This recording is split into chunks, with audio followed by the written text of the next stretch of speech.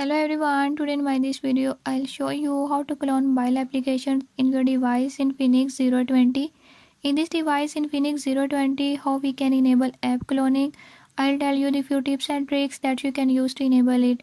Before we start the video, if you are new to my channel, don't forget to subscribe and press bell icon. Watch complete video and learn how you can enable it. Let's